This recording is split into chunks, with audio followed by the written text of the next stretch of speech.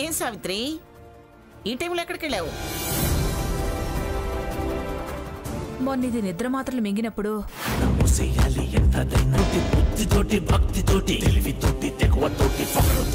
దాన్ని ఎలాగైనా కాపాడు స్వామి.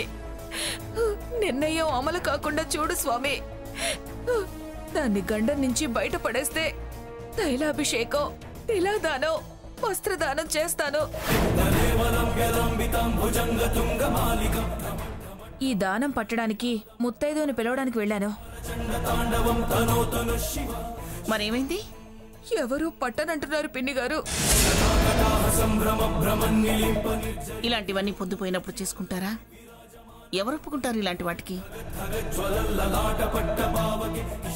సరే, దానం తర్వాత సావిత్రి. ముందు భోజనాలకు ఏర్పాటు చేయండి. ఏమండి, దానం ఇవ్వందే భోజనాలు పెట్టకూడదు కదండి. నువ్వుల దానం అంత తేలిగ్గా ఎవరు తీసుకోరు సావిత్రి. ఇప్పుడు నువ్వు మొక్కు తీర్చకపోతే నాకేగా కీడు.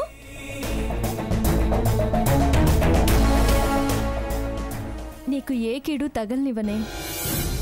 మీ అక్కగా నేనుండగా ఏ నష్టం కష్టం నీకు రానివ్వను, నీ దరి చేరనివ్వను. అమ్మా, నీ దానం పట్టే ముత్తైదువు కావాలి, అంతే కదా? తల్లి తర్వాత తల్లంతటి పెద్ద ముత్తైదు తులసమ్మ తల్లి. ఆ తల్లి ఒడిలో కూర్చొని నీ దానాన్ని నేను అందుకుంటాను.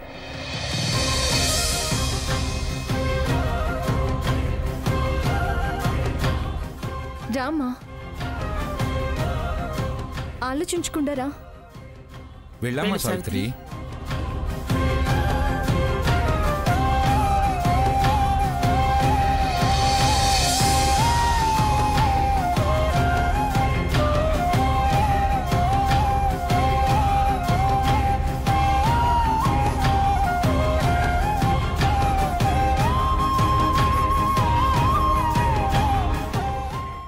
ఎంత గొప్ప మనసే సీతానిది.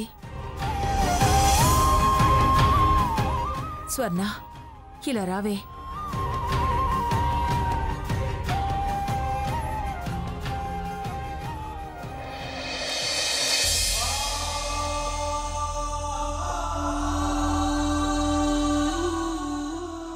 నా తదనంతరం ఇదే నీకు అమ్మ.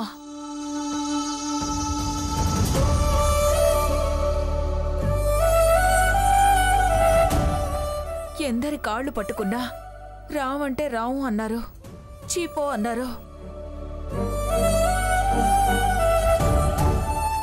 తిలాదానమా కుదరదు అన్నారు.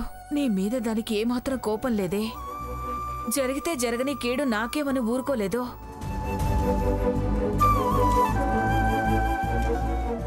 ఇప్పటికైనా దాన్ని అర్థం చేసుకో స్వర్ణ. ఉన్న దరిద్రమేగా కొత్తగా వచ్చేదేంటి అని నువ్వుల దానం పట్టింది గొప్పని పెంచుకుంటుంది. అక్క, స్వర్ణ, అమ్మా, అలాంటి వాళ్ళది నిజమైన ప్రేమ కాదు, అది వ్యామోహం. ఎగ్జాక్ట్లీ చిన్నత్త. నిజంగా ప్రేమించుకున్న వాళ్ళు అలా చేయరు. ఎంత మనసు విరిగిపోతే కన్న కూతుర్ని పట్టుకొని మా దృష్టిలో చచ్చిపోయా ఉంటుందా తల్లి?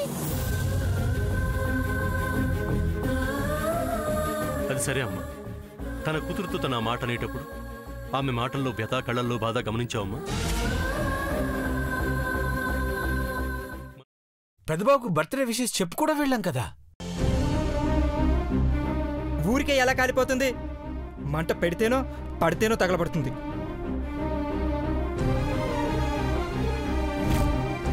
కరెక్ట్ చిన్నబాబు, నీకొచ్చినట్టే నాకు డౌట్ వచ్చింది. పార్వతే షర్టును తగలబెట్టిందనుకుంటా.